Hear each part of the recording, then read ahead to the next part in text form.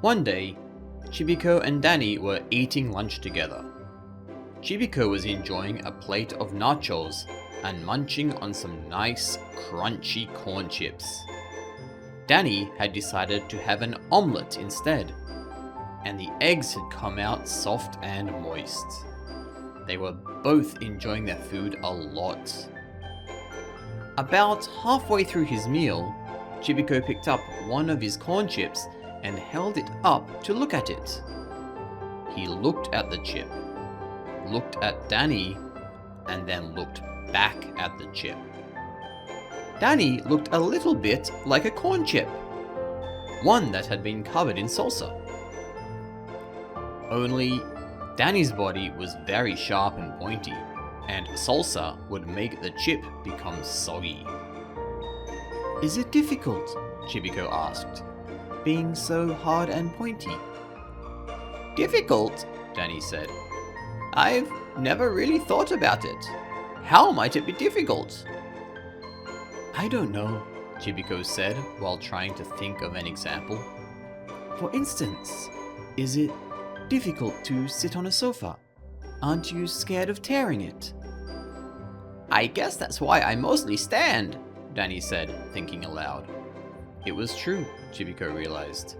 His friend typically stood on top of the back of his sofa, rather than sitting normally. "Being pointy can be useful too," Danny added.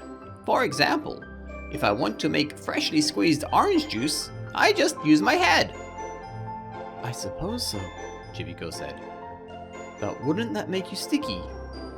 And it might even get in your eyes. I accidentally washed my face with orange juice last week, and it was quite uncomfortable." "You can always take a shower," Danny shrugged and looked back down at his omelette. He had been trying to be more healthy recently, and had made it using only the egg whites.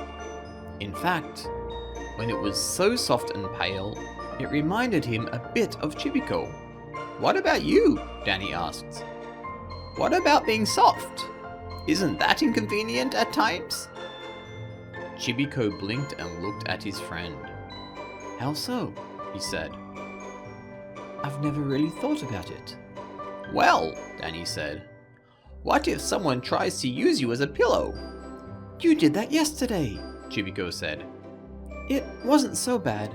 At least, once I adjusted you so that you weren't poking me with your side." "That was pretty handy," Danny said. "It's good to have a friend with useful features like that." "It is, isn't it?"